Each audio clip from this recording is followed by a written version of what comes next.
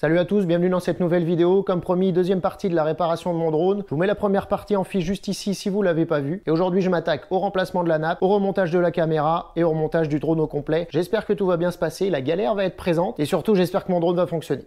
C'est parti. Et voici ce qui nous intéressait. Notre nappe est totalement démontée. On passe au remplacement. Du coup, j'ai préparé juste ici ma nappe de rechange en espérant que cela résolve mon problème de surcharge nacelle. A priori, ça peut provenir de là. L'investissement, il était de 12 € je crois, donc dans tous les cas, ça ne m'aura pas coûté bien cher, même si c'est pas ça. Donc on va attaquer la partie vraiment la plus complexe. Et avant toute chose, vous voyez que, bon là, elle est pas mal déformée parce qu'elle était en place pendant longtemps. Mais il va falloir modeler légèrement cette nappe-ci. Et la toute première étape, ça va être donc de la mettre dans ce sens-là. Et au niveau du petit retour là, créer un angle droit en fait à la jonction pour pouvoir en fait recréer cet angle droit qui est déjà existant à ce niveau-là. Je ne sais pas si vous voyez très bien. Donc allez-y tranquillement avec vos doigts, avec une règle, peu importe. Mais voilà, l'idée c'est que à ce niveau-là, on ait un bel angle droit. Et ce qui nous aide, c'est qu'il y a une petite ligne. Donc appuyez-vous dessus. Voilà. Donc là, vous voyez, on est plutôt pas mal. Ensuite, une fois ce petit angle droit fait, on va venir commencer à présenter notre nappe. Donc là, dans le petit espace qui est sur le dessus. Donc là, on a notre angle droit et on va positionner dans le trou juste cette partie-là. Là, c'est vraiment la partie la plus minutieuse. C'est assez compliqué. Voilà. Et juste en dessous, on a notre petit autocollant qui est sur la nappe. Donc là, je vais retirer l'autocollant. Alors, n'hésitez pas à utiliser une pince à épiler. C'est quand même vachement plus simple. Et donc là, on va faire tourner la nappe pour positionner l'angle. Finalement, vous verrez, il y a un petit numéro, c'est le numéro 3.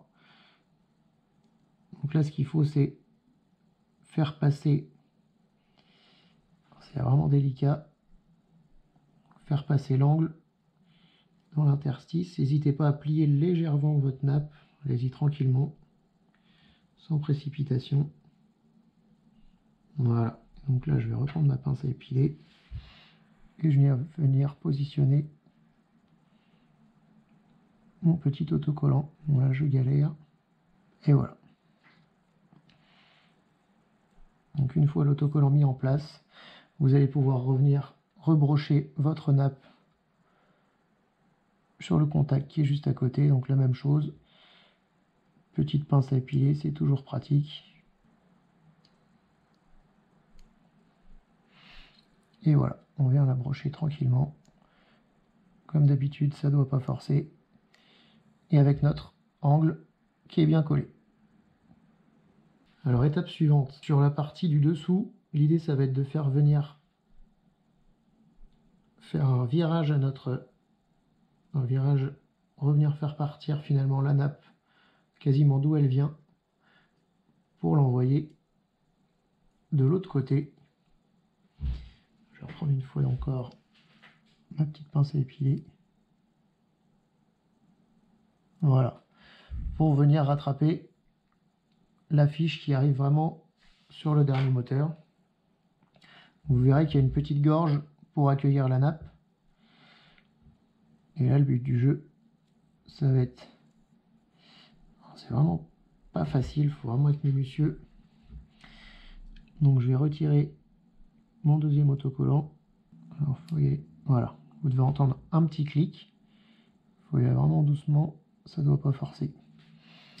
Et voilà, pour entre guillemets la partie basse. Et donc là, vous voyez que le rotor peut fonctionner tranquillement. C'est ce qu'on lui demande. Et la nappe, elle suit tranquillement dans la petite gorge. Et ensuite, on va venir positionner la dernière fiche sur le dessus. On n'est pas très simple non plus à mettre en place, malgré qu'il y ait de l'accès. Tac.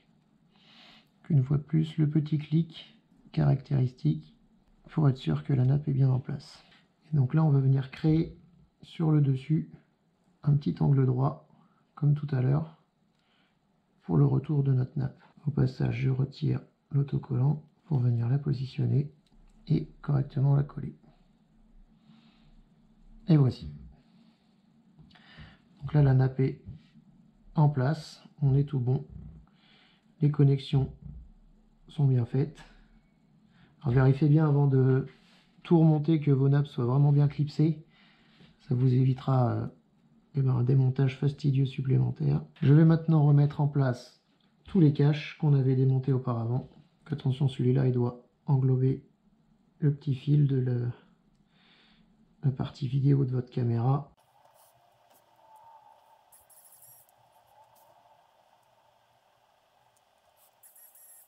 Alors allez-y doucement au niveau du serrage, hein. Ça reste des petites matières plastiques assez fines. Elles supportent pas de grosses contraintes, donc on n'a pas besoin de les serrer très fort. Ensuite celle-ci avec le petit décroché qui vient englober notre fil tout le long.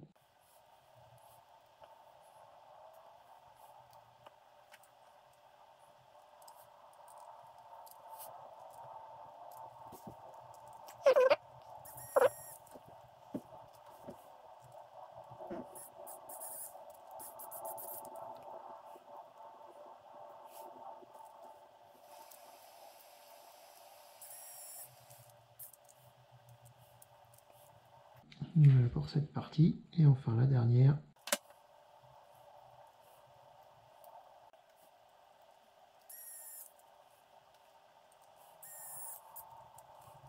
Et voilà. Là on a tous nos carters, la lime qui arrive et la nappe multibras qui elle transmet le signal vidéo. Ensuite on va venir recréer une nouvelle fois un pli juste à ce niveau là. Donc là l'idée c'est de faire un genre de petit accordéon. Je vais me servir de ma pince à épiler. En général les nappes sont bien faites, il y a des petits traits blancs là où la nappe doit être pliée. Voilà. L'idée c'est qu'elle reparte à la verticale à ce niveau là, comme ceci. Et donc ensuite on va simplement pouvoir venir réassembler la nacelle sur le plateau anti-vibration. Alors, dans un premier temps, il va falloir passer la nappe dans la petite fente qui est juste ici. Vous venez décaler les élastiques pour pouvoir la présenter comme ceci. Voilà. Et ensuite, on va pouvoir repositionner les deux vis qu'on avait démontées tout à l'heure.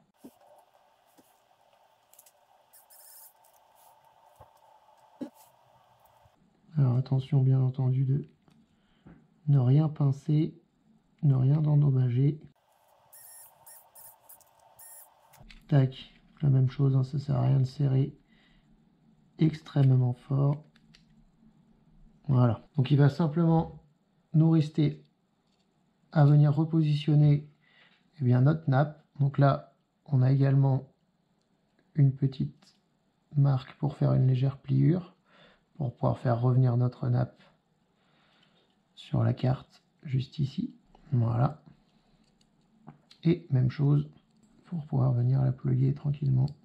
Et voilà, le petit clic qui va bien. On a tous les petits brins, ils sont pas pincés. Et la caméra est libre de ses mouvements. Maintenant, on va remonter la nacelle sur le drone et rebrancher tout ça. Là, l'idée, ça va être de refaire passer notre alim qui est juste là, au travers. Voilà. Donc, on positionne la nacelle dans son logement. Et là, on va pouvoir remettre en place nos 4 vis de tout à l'heure qui vont venir la maintenir.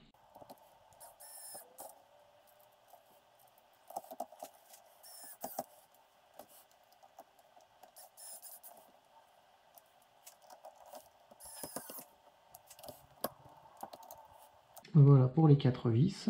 Ensuite, il va nous manquer les 4 nappes, les 2 des capteurs optiques, les 2 qui repartent à la carte mère, et de 1, et même chose pour les 2 derniers.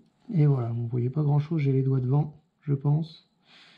Mais tout est bien branché, partout. Donc tout est bien remonté. Pensez bien aussi à rebrancher la lime. La dernière étape, ça va être de remettre en place le couvercle supérieur. Même chose, pensez bien à brancher la fiche juste à l'arrière. Sinon, vous aurez des problèmes. On remet tout ça en place. Alors, l'idée, ça va être de tout clipper. Voilà.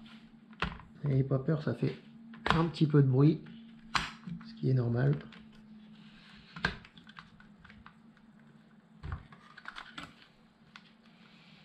Voilà, il y a des clips un peu tout le tour.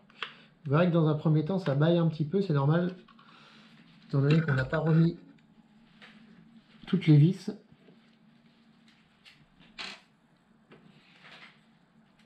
C'est ce qui va venir vraiment ensuite plaquer notre coque. Alors, je commence par les deux vis du haut. Donc même chose, hein, une fois de plus, ça sert à rien de serrer comme un bourrin. On n'est pas sur de la grosse mécanique.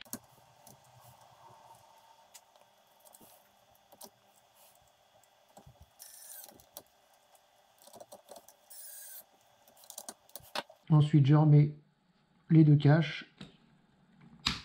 Hop. Vous voyez un petit ergot là, juste ici, qui doit venir se loger à l'arrière dans le petit trou. De toute façon, il n'y a pas possibilité de se tromper. Voilà. C'est donc ici que viennent se loger, comme on a vu tout à l'heure, les vis les plus fines. De toute façon, vous le verrez, les trous sont légèrement plus fins. Les autres ne passeront pas. En évitant de les perdre.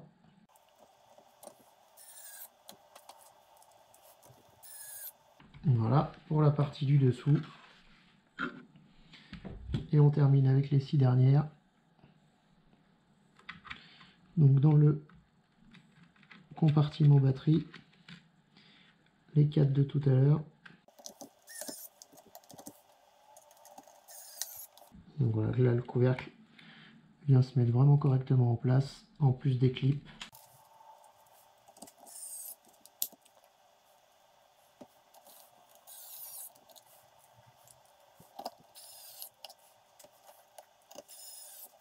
Et voici pour la dernière. Voilà mon drone totalement remonté. Il ne reste plus qu'à tester tout ça. Je remets en place la batterie. Ça démarre.